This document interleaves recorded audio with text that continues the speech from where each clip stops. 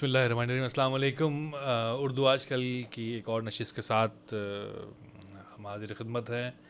آج یہ بات جو ہے بڑی بات ہے کہ آج ہمارے ساتھ جو شخصیت موجود ہیں، میں جب یہ عہد دہراؤں گا ہمیشہ کی طرح کہ جو کچھ کہیں گے اردو میں کہیں گے، اردو کے سوا کچھ نہیں کہیں گے، تو میں اس میں یہ اندیشہ ہے کہ مجھ سے یہ قسم ٹوٹ سکتی ہے.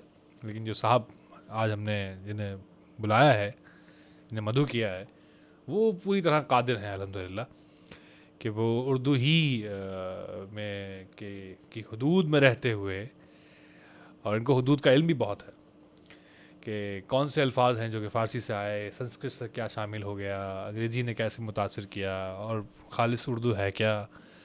تو خیر یہ اس میں رہتے ہوئے اپنی سارے خیال، سب نظریات، خیالات، واقعات، معاملات سب اردو میں بیان کرنے پہ قادر ہے.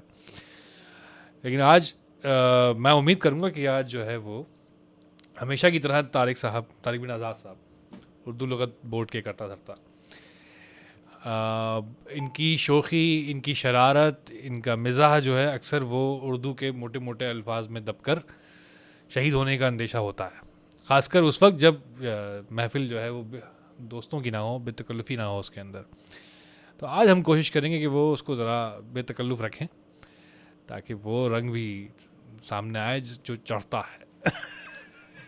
جی طارق بھائی، بہت شکریہ پہلے تو ان تمام کلمات کے لیے جو کچھ آپ نے کہا. لیکن اور آداب. شوخی اور شرارت جو ہے وہ مزاج کا حصہ ہے، تو وہ کہیں نہ کہیں نظر آ ہی جائے گی. اور باقی آپ نے کثر نفسی سے کام لیا ہے کہ اردو پہ آپ قدرت نہیں رکھتے، ورنہ جو الفاظ آپ برتتے ہیں ہم تو آپ جیسے شعراء کے کلام سے سند لیتے ہیں اور لغت میں درج کرتے ہیں. اور جہاں تک یقین اردو مانی لغت بورڈ کا، یہ بھی مذاق تھا. نہیں دیکھیے شگفتگی کا آغاز کہیں سے تو ہونا چاہیے. اور اردو لغت بورڈ آپ نے کہا تو بنیادی طور پہ اس میں نام رکھتے ہوئے جو لفظ بورڈ شامل کیا گیا وہ اردو کی اس وسعت کی جانب اشارہ کرنا مقصود تھا کہ یہ نہ سمجھا جائے کہ انگریزی کے لفظ اردو میں داخل ہی نہیں ہو سکتے یا انگریزی کے لفظ اردو میں برتنا معیوب ہے. ہاں غیر ضروری طور پہ کچھ الفاظ استعمال کرنا پسند نہیں کیا جاتا، لیکن جو لفظ شامل ہو جائیں، زبان کا حصہ بن جائیں یا آہستہ آہستہ زبان کا حصہ بنتے جا رہے ہوں، تو اس کو برتنے میں کوئی حرج نہیں ہوتا. تو اگر آپ کو لگتا ہے کہ قسم ٹوٹ جائے گی تو ہم اس کے لیے اختیار کر لیں گے کوئی نہ کوئی ایسا زاویہ کہ وہ کوئی سند ڈھونڈیں گے پہلے کہ وہ کہیں لکھا ہوا میسر آ جائے ہمیں، اور اس کو ہم تسلیم کر لیں کہ اب یہ مرکزی دھارے کا تدریجی حصہ بنتا جا رہا ہے. اصل میں جو ہمہ جہت شخصیت کے مالک ہیں بھائی، تو وہ یہاں ایک تعارف کرانا رہ گیا کہ مفتی بھی ہیں. تو اگر قسم ٹوٹے گی تو کفارہ ادا کرنا ہے یا نہیں کرنا، یہ مسئلہ بھی حل ہو جائے گا. نہیں اصل میں یہ تمام جتنے بھی سابقے یا لاحقے ہوتے ہیں یا القابات ہوتے ہیں، مجھے لگتا ہے کہ یہ صرف ہمارے عمومی تعارف کا حصہ ہوتے ہیں. بنیادی طور پہ طالب علم ہوں، اور یہی طالب علم جو ہے وہ اس تعلیم کے اندر شامل ہے کہ جس کو ہم عام طور پہ دینی تعلیم کہتے ہیں، اور جو ایک نصاب ہوتا ہے وہ پڑھ رکھا ہے، اس لیے اس اعتبار سے وہ لاحقہ یا سابقہ ساتھ لگ جاتا ہے کہ لوگ علامہ کہیں یا عالم کہیں یا مفتی کہیں یا جو وہ پسند کریں. لیکن اس کی کوئی ضرورت نہیں ہوتی، کیونکہ پڑھتے جاتے ہیں تو یہ جانتے جاتے ہیں کہ اب کچھ پڑھنے کا ہنر شاید سیکھ لیا ہے. بھائی میں ان سے ہر نشست میں کچھ نیا سیکھتا ہوں. وہ اس طرح کوئی عموماً تو خیر ہم بڑے الگ انداز میں ملتے ہیں کیونکہ دوستی کچھ پرانی ہو گئی ہے، لیکن بہرحال میں ان کی بڑی عزت کرتا ہوں. یہ اس قابل ہے کہ ان کا ادب کیا جائے، تو ادب کے دائرے میں رہتے ہوئے لیکن اس دائرے کو تھوڑا سا ہم کہیں جو ہے وہ زبان کی طرح وسیع کر لیں گے. جس طرح اردو کا دامن وسیع ہوتا جا رہا ہے ہر دن، اسی طرح جو ہے ہم ادب کے دائرے کو بھی وسیع کرتے جائیں. اچھا یہ کہیے کہ اس وقت جس زبان میں ہم بات کر رہے ہیں، کیا یہ کراچی کی زبان ہے یا یہ کیا پاکستان کی اردو ہے؟ یہ پاکستان کی اردو کا ایک رنگ ضرور ہے کہ جو عام طور پہ اب بول چال میں کم نظر آتا ہے، اور اگر اس کو میں اسی رنگ میں کہتا تو شاید میں کہتا کہ جو اب مفقود ہو چکا ہے. تو لیکن یہ جو کم نظر آتا ہے، یہ کراچی کی اردو کے ہم زیادہ قریب ہوتے جا رہے ہیں. اور ہوتا یہ ہے کہ زبان کا جو اصل سرچشمہ ہوتا ہے وہ عوام ہوتی ہے. جو عوام بولتے ہیں وہ زبان بتدریج تحریر میں آتی ہے اور پھر اس کو سند مل جاتی ہے. لیکن جب تک وہ تحریر کا حصہ نہیں بنتی، اس سے پہلے وہ زبان عام طور پہ ایک زبان کے معیاری تصور کے تحت یا تو اس کو سلینگ کہا جا رہا ہوتا ہے جدید زبان میں, یہ خود انگریزی کا لفظ ہے لیکن اب اس کو بطور اصطلاح استعمال کیا جاتا ہے. اس سے پہلے اس کے لیے بہت سارے الفاظ استعمال کیے جاتے تھے, جس میں کبھی بازاری کہہ دیا جاتا تھا, سوقیانہ کہا جاتا تھا جو کہ عربی میں بازاری کے معنی میں استعمال ہوتا ہے, یا اس کے اندر جو ایک ادنا پہلو ہوتا تھا اس کو ظاہر کرنے کے لیے اس کو مبتذل کہا جاتا تھا. لیکن یہ تمام الفاظ سلینگ کا مفہوم ادا نہیں کرتے تھے, کیونکہ ان کے تصورات میں بہت سارے ایسے الفاظ شامل ہو جاتے ہیں جسے ہم گالی کہہ دیں یا نامناسب یا غیر پارلیمانی الفاظ کہہ دیں. تو اب سلینگ ایک ایسا لفظ بن چکا ہے جس کو بطور اصطلاح استعمال کیا جاتا ہے کہ ہر وہ لفظ کہ جو کسی بھی زبان سے یا موجودہ زبان میں موجود ذخیرہ الفاظ کی کسی لفظ کی بگڑی ہوئی صورت ہے, یا اس میں کوئی نیا معنی پیدا ہو گیا اور ابھی وہ مستند زبان کا حصہ تسلیم نہیں کیا گیا, تو وہ سلینگ ہے. تو کراچی میں جو زبان بولی جاتی ہے اس میں بہت سارے الفاظ ایسے شامل ہیں کہ جن کو شاید ابھی سلینگ کہا جاتا ہے, یا اس میں نادانستگی میں کچھ ایسے الفاظ کی بھرمار ہوتی ہے کہ جو عام طور پہ ایک خاص رجحان رکھنے والے لوگ پسند نہیں کرتے. لیکن اس سے ان کی زبان پہ حرف نہیں آتا, کیونکہ یہ ایک رجحان ہے کہ ایک طبقہ مخالفت کرتا ہے, ایک طبقہ بے دریغ استعمال کرتا ہے, پھر اس کے نتیجے میں اعتدال جنم لیتا ہے جو اصل میں زبان کی صورت ہوتی ہے. اچھا, یہاں ایک بات کہنا میں بھول گیا, وہ یہ کہ آج ہم بات کر رہے ہیں اردو میں اس وقت جو نئے الفاظ داخل ہو گئے ہیں, اور وہ کیا وہ لغت میں بھی داخل ہوئے ہیں, کیا وہ ہونے جا رہے ہیں, شامل ہو گئے ہیں, اس پر بات کریں گے. وہ نئے الفاظ کون سے ہیں اور کتنے نئے ہیں اور کون سے الفاظ آتے جا رہے ہیں, اور اس پہ کافی ایک مزیدار گفتگو ہونے جا رہی ہے جس کا جو ہے وہ باقاعدہ آغاز ہو ہی چکا ہے. تو اس میں مزہ آپ شامل کر لیجئے گا, گفتگو کرنے کی ہم کوشش کریں گے.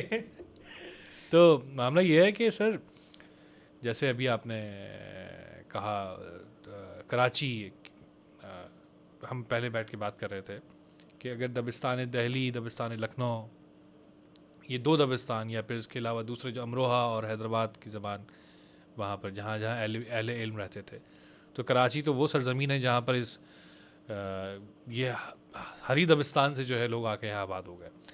تو آپ نے اس زبان کا جو ہے وہ ایک الگ مقام بیان کیا تھا, میں چاہتا ہوں کہ وہ اس پر بھی آپ بات بنیادی کریں. طور پہ جو دبستان کا تصور تھا, یا اس لفظ کے بارے میں اگر ہم بات کریں تو یہ بھی دیکھیں کہ یہ زبان میں استعمال کی کثرت سے جو لفظوں کی صورت بدلتی ہے, تو شاید اگر جو لوگ نہیں جانتے ان کے لیے دبستان کا لفظ سننے کے بعد ان کو اس کا معنی سمجھنے میں مشکل ہو سکتی ہے.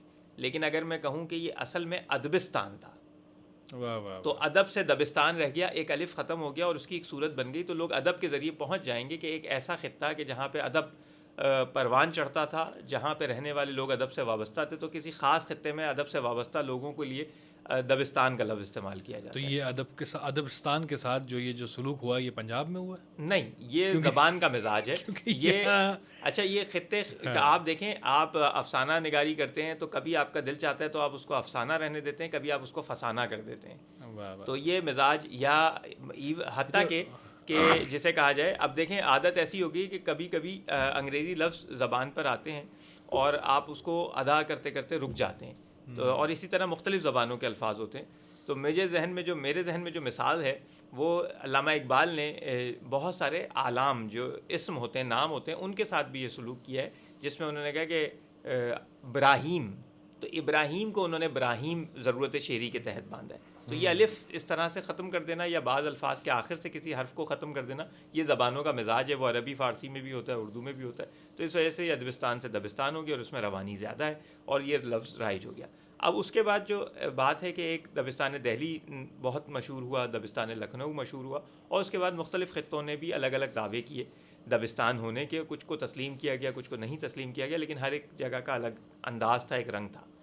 اب جب بر صغیر پاک و ہند کی تقسیم ہوئی اور پاکستان بنا, تو ہجرت کر کے آنے والے لوگ ہر خطے سے تھے, اور کراچی ایک ایسا شہر بنا کہ جہاں ہر خطے سے ہجرت کر کے آنے والے اہل علم آباد ہوئے. تو اس کے لیے ایک کتاب بھی مرتب ہوئی جس کا عنوان رکھا گیا تھا دبستانوں کا دبستان, یعنی مختلف دبستانوں سے آنے والے وہ لوگ کہ جو کراچی میں مقیم ہوئے اور انہوں نے یہاں کی ادبی فضا کو پروان چڑھایا.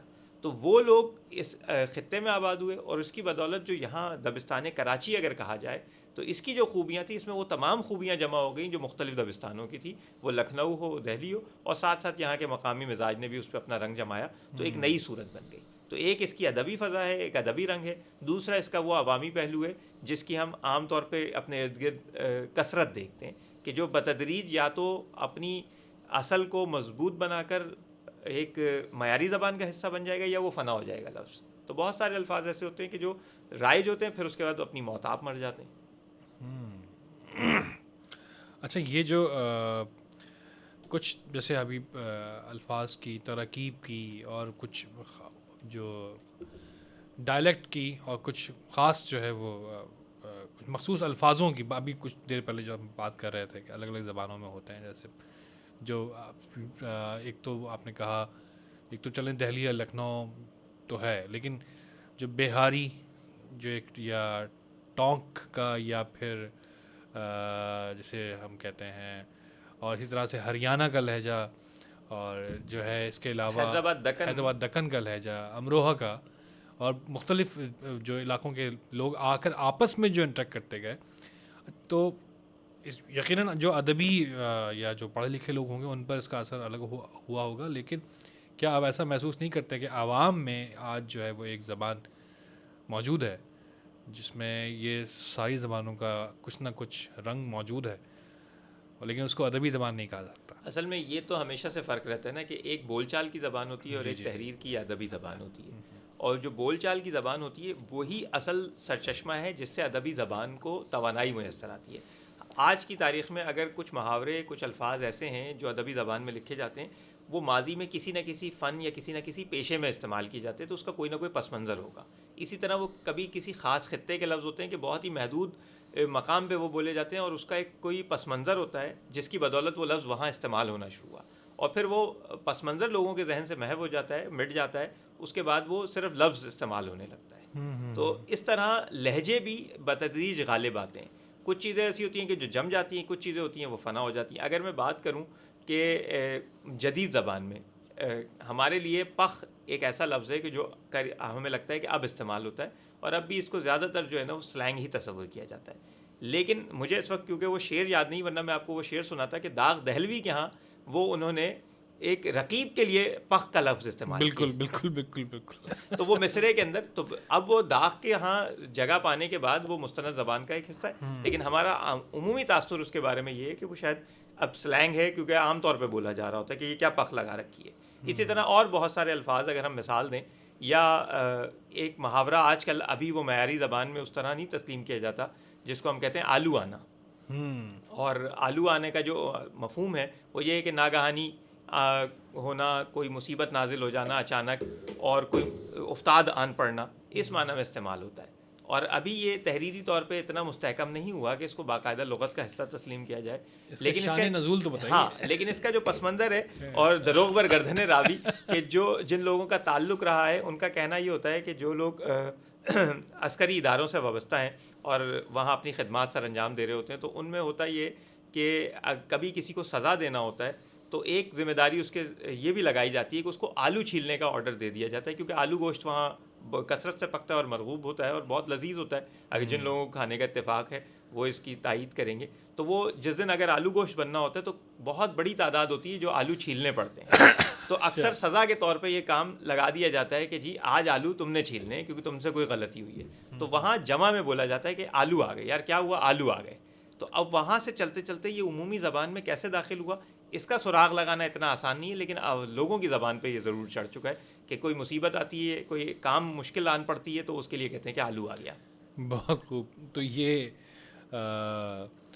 ایسے کچھ اور واقعات جیسے بھی آپ کچھ پہلے بتا رہے تھے ہو از دیئر. ہاں, جیسے اب صرف اردو نے, کیونکہ جب وہ کسی بھی زبان سے لفظ لیتی ہے, آج ہمیں ایسا لگتا ہے کہ ہم انگریزی سے زیادہ مرعوب ہو چکے ہیں تو شاید ہم ان لفظوں کو بالکل منوان استعمال کرنے کی کوشش کرتے ہیں, لیکن اردو کا یہ مزاج رہا کہ وہ عربی کا لفظ ہو, وہ فارسی کا لفظ ہو, وہ انگریزی زبان کا لفظ ہو یا کسی اور زبان سے آئے, اس کا جیسا دل چاہتا ہے زبان فطرت کے مطابق اس سے سلوک کرتی ہے. آج آپ لالٹین سنتے ہیں تو آپ کو ماضی میں کچھ لوگ واقف ہوں گے کہ یہ لالٹین تھا اور وہاں سے لالٹین کا سفر اس نے طے کر لیا. اسی طرح انگریزی میں ریکروٹ ہے, اردو میں آتے آتے وہ رنگروٹ ہو گیا تھا ہندوستان کے اندر. اور جو لفظ جس کی آپ بات کر رہے ہیں کہ تحریر میں بھی ملتا ہے یہ لفظ, اور یہ تقریباً اس کی تاریخ آپ کو 150 سال پرانی تحریری ثبوت اس کے حوالے مل جائیں گے. وہ لکھا جاتا ہے حکم در, اور عام طور پہ یہ کسی ایسے مکالمے میں لکھا جاتا تھا کہ جب کوئی سنتری یا کوئی سپاہی کسی کو روکتا ہے تو اس وقت وہ صدا لگاتا ہے ہالٹ حکم در, تو بنیادی طور پہ یہ جو حکم در تھا یہ ہو کمز دیئر کا جو ہے ہندی یا اردو تلفظ تھا کہ جو وہاں پہ مقامی طور پہ پروان چڑھا اور یہی رائج ہو گیا, اور اس نے تحریر میں بھی ابھی اپنی جگہ بنا لی, اور یہ لغت کا بھی حصہ ہے, یعنی کہ فرنگ آصفیہ جیسی عظیم لغت میں بھی اس کو شامل کیا گیا اور بقیہ لغات میں بھی اس کو جگہ دی گئی. اچھا, اب یہ جو دور ہے اس وقت تو پوری دنیا جو ہے وہ ایک چھوٹے سے موبائل پر ہے. بالکل, لوگ ادھر ادھر سے جو ہے مستقل رابطے میں ہیں. تو اسی طرح ایک سے زائد زبانیں ہیں جو کہ اثر انداز ہو سکتی, لیکن انگریزی اس میں سب سے زیادہ ہے. تو کچھ الفاظ جو بہت زبان زد عام ہیں آج, جیسا ہمارے بچپن میں کچھ اس طرح کے لفظ تھے جو کہ اچانک کہیں سے پھوٹے تھے اور ہمارے اماں ابا اسے منع کرتے تھے کہ یہ اپنی زبان میں شامل نہ کرو, جیسے پنگا کا لفظ تھا.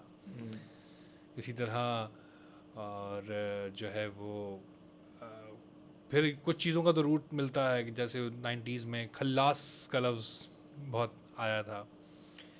پھر ایک خلی ولی کا لفظ جو ہے وہ ہمیں کہیں سے جو عام بول چال میں یہ شامل ہو گیا تھا, جو ہمارے بچپن میں کی کہانیاں ہیں.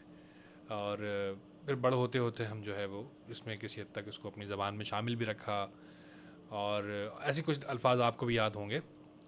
تو وہ کہیں سے کوئی صاحب جو ذرا کیا کہتے ہیں اس کو اثر رکھنے والی شخصیت کوئی ہوں اور وہ آپ کے گرد بیٹھے ہیں اور وہ مخصوص الفاظ استعمال کر رہے ہوں تو آپ اس کو فالو کرتے ہیں, یا پھر وہ بالی ووڈ سے ہوا تھا. اصل میں ہوتا یہ کہ اس طرح کے جتنے الفاظ ہیں جن کی آپ نے مثال دی, اور اگر ہم سوچنے کی کوشش کریں تو ہمیں بہت سارے لفظ اپنے ارد گرد مل جائیں گے.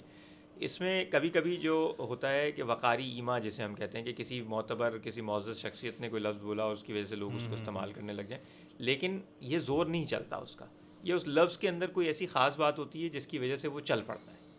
اور اس میں کبھی کبھی فلم کا بھی اثر ہوتا ہے, کیونکہ وہ ایک بہت بڑے طبقے کو متاثر کر رہی ہوتی ہے تو بہت سارے لوگ بیک وقت اس کو سن لیتے ہیں. لیکن جب یہ نہیں تھی فلمیں, اس سے پہلے بھی زبان پہ مختلف زبانوں کے الفاظ اثر انداز ہوتے تھے. مطلب فلمیں بننے سے پہلے یورپی زبانوں کے الفاظ اردو زبان میں آ گئے, اور وہ اتنی دور سے سفر کر کے کیسے آئے, وہ انگریزی کے ذریعے آئے, بغیر براہ راست آ گئے, کوئی نہیں یقین سے بتا سکتا. کچھ کا آپ کو مل جاتا ہے کہ اس کی اصل اور اشتقاق آپ کو رہنمائی کرتی ہے کہ ہاں یہ بنیادی طور پہ فلاں زبان سے انگریزی میں گئے, انگریزی کی وساطت سے اردو میں آئے, اور کچھ ایسے ہوتے ہیں کہ جس کے بارے میں آپ یقین سے نہیں کہہ سکتے. اسی طرح مثالیں ہیں, مثال کے طور پہ آپ بالٹی کا لفظ کہتے ہیں تو یہ اطالوی زبان سے جو ہے اردو تک پہنچا ہے. کمرہ جو ہے وہ اطالوی سے اردو میں پہنچا ہے, جس کو ہم عام طور پہ جب ہم اس کمرے کی بات کریں گے تو وہ کمرہ جو ہے وہ بنیادی طور پہ اطالوی زبان کا لفظ ہے, لیکن کہیں اس کی اصل کی طرف ہمارا ذہن نہیں جاتا. سموسا رغبت سے کھاتے ہیں آپ, تو خاص طور پہ آپ, اچھا تو سموسا رغبت سے کھاتے ہیں, تو سموسا اپنے مزاج کے اعتبار سے اور ساخت کے اعتبار سے پرتگالی زبان سے یہاں سفر کرتے کرتے پہنچا ہے. اور اسی طرح یہاں سے بہت سے الفاظ سفر کرتے کرتے انگریزی زبان میں چلے گئے یا دنیا کی دیگر زبانوں میں پہنچ گئے. آپ دیکھیے کہ ہم عام طور پہ اردو پر اثر انداز ہونے والی زبانوں کی بات کرتے ہیں, یہ بھول جاتے ہیں کہ اردو میں بھی یہ توانائی ہے کہ وہ دوسری زبانوں پہ اثر انداز ہوتی ہے. آکسفورڈ نے اردو انگریزی لغت شائع کی اور بہت شاندار لغت ہے وہ. اس میں جو مدیر اعلیٰ کی حیثیت سے ڈاکٹر رؤف پاریک صاحب نے اس کو فائنل ایڈٹ کیا. اب یہ جو لفظ ہیں فائنل ایڈٹ کرنا, اس میں ترمیم و تنسیخ کرنا, اب یہ روانی میں ہم استعمال کرتے ہیں آج کل لفظ, لیکن اس کے متبادل چاہیں کہ تو اس پہ حتمی نظر ڈالنا, اور یہ اردو میں استعمال ہوتا ہے. تو اس نظر جو انہوں نے حتمی نظر ڈالی, اور اس کے اندر جو اہم بات تھی کہ اس کے آخر میں ایک فہرست دی گئی ہے جس میں 700 الفاظ ایسے ہیں کہ جو اردو سے, وہ پاکستانی اردو بر صغیر میں یعنی ہندوستان میں بولے جانے والی اردو, ان دونوں خطوں میں بولے جانے والی اردو سے انگریزی زبان تک پہنچے. یہ 700 سے زائد الفاظ ہیں, اور ان میں کچھ آپ اگر ذکر کرنا چاہیں تو ہاں, اس میں نسبندی جیسا لفظ بھی جو ہے وہ انگریزی میں پہنچ گیا, ابایا جیسا لفظ عربی میں پہنچ گیا, اور اس طرح کی ایک پوری فہرست ہے کہ جو ابجد کا لفظ ہے تو ابجد اردو کے اندر سے وہ انگریزی میں پہنچ گیا اور اس کے ہجے تک لکھے جا رہے ہوتے ہیں. اچھا, تو اس طرح سے بہت سے الفاظ ہمیں مثال مل جاتے ہیں. اگر ہم اس کی پوری فہرست, اگر موقع ہوتا کوئی, یا اگر آپ لوگوں کے لیے ممکن ہو تو ایڈٹ میں اس کو شامل کر لیجیے گا, وہ پوری فہرست میں آپ کو بھیج دوں گا. ہاں یہ بہت اچھا رہے گا, تو وہ دیکھنے والے, اور ورنہ اس لغت کو اگر وہ مطالعہ کریں گے تو اس میں وہ فہرست مل جائے گی. تو اب یہ اردو کا اثر ہے جو انگریزی تک پہنچ رہا ہے. یا ایک لفظ بہت سنا کہ جگاڑ کو جو ہے اب آکسفورڈ نے اپنی لغت میں انگریزی لغت میں بھی شامل کر لیا, کیونکہ ایک فلیکسیبل اپروچ ہوتی ہے, جگاڑ نے اتنی جگاڑ کر لی اپنی جگہ بنا لی. تو شمس الرحمان فاروقی صاحب نے ایک جگہ لکھا ہے کہ جو بھی لفظ کسی زبان میں داخل ہوتا ہے نا, تو اس کی حیثیت جو ہے نا وہ ایک اجنبی شہری کی سی ہوتی ہے جو کسی ملک میں وارد ہوتا ہے. تو اگر وہ اس خطے کے لیے, اس ملک کے لیے وہ واقعتاً اپنی اہمیت ثابت کر دیتا ہے, تو وہ وہاں کا مستقل باشندہ بن جاتا ہے, ورنہ اس کو وہاں سے دیس نکالا مل جاتا ہے, اس کو نکال دیا جاتا ہے. تو لفظ بھی خود بخود زبان میں آتے ہیں, اگر اپنی اہمیت ثابت کر لیں, کوئی ضرورت پوری کر دیں, کوئی خلا ہے کسی مفہوم کو ادا کرنے میں, کسی تصور کو ادا کرنے میں, اگر وہ ضرورت پوری کر رہے ہیں تو وہ زبان میں جم جائیں گے, آپ اس کو نہیں ہٹا سکتے, اور وہ اپنا اصل کے ساتھ بھی جمے رہ سکتے ہیں. اور اگر اس کے اندر یہ خوبی نہیں ہے, کچھ عرصے بعد وہ اپنے آپ دم توڑ جائیں گے. آپ کتنی کوشش کر لیں کہ اس کو رواج دے لیں, تو وہ رواج نہیں پا سکتے. جب اسپیڈ بریکر کی بات ہوتی ہے تو ترجمے اس کے بہت سارے کیے گئے, کہ کچھ نے رفتار شکن لکھا اس کا ترجمہ, لیکن آپ کو لوگ بولتے ہوئے نظر نہیں آئیں گے. کچھ نے جو عوامی لہجے میں تھا اس کا ترجمہ اچھلو کیا, کہ اس کیفیت پہ کہ جب اس پہ سے گاڑی گزرتی ہے تو ذرا سی اچھلتی ہے. تو لیکن کیا یہ ہمارے ارد گرد کہیں موجود ہے لفظ؟ لوگوں کی زبان پہ اسپیڈ بریکر موجود ہے. بالکل. تو اس طرح اور بہت سے الفاظ آپ کو ملیں گے. قریب میں کرونا آیا تو کرونا کے کئی تراجم کرنے کی کوشش کی گئی, وہ لکھے بھی جا رہے ہیں اور وہ موجود بھی رہیں گے کہ زبان میں اردو میں اس کا مترادف موجود ہے. لیکن لوگوں کی زبان پہ کون سا لفظ ہے وہ کرونا ہے. بلکہ آپ نے تو اس پہ شاعری بھی کی ہے, اور اگر حافظے میں محفوظ ہے تو وہ سنا بھی دیجیے. وہ بھی ایڈٹ پہ ہی سنا نہیں یہ تو میں کورونا کی یادداشتوں سے باہر آنا چاہتا ہوں. اچھا چلیے, بہت ہو گیا کرونا. تو اب معاملہ دیکھیں کہ رونا, جب میں کہوں کرونا کا رونا تو کرونا ہو جائے گا. تو خیر اصل میں آپ کو میری حافظے کا معلوم ہی ہے. اچھا, مجھے بھی نہیں یاد تھا کہ بات ہم نے کہاں سے شروع کی اور ہم کس جانب نکل گئے. اگر کوئی سوال تھا جو رہ گیا تو ہم واپس لوٹ آئیں گے. بہرحال اس کے اندر معاملہ یہ ہے کہ جیسے ویسے وہ ایک بحث بن سکتی ہے, کیونکہ جس طرح میں نے کرونا کو باندھا تھا اس میں, جیسے آج تنہا دکھوں کو رونا ہے, بیٹھ کر محفلوں کو رونا ہے, تو یہ انگریزی میں جس طرح اس کو کرونا کہا جاتا ہے, میں نے اس کو بالکل ویسے ہی اور اس کو ردیف میں باندھا تھا. تو سوچ کو راستہ دیا جائے یا انہی فیصلوں کو رونا ہے. خیر میں مس کر رہا ہوں کچھ, لیکن یہاں جو یہ ردیف ہے کورونا, ایسی اور کتنی مثالیں ملتی ہیں کہ جب جو ہے وہ انگریزی کا لفظ اس طرح سے ردیف بنا ہو, اور وہ اس بہانے تھوڑی میری تعریف بھی ہو جائے گی. خیر آپ کی تعریف کے بجائے جو آپ نے موضوع چھیڑ دیا اس میں جو پہلو ہے وہ ایک اور ہے, کہ آپ نے کہا کہ آپ نے کرونا کو جو ہے نا کاف واو اور رونا کورونا اس طرح لکھا ہے جس طرح انگریزی میں بولا جاتا ہے یا اس کو ادا کیا جاتا ہے.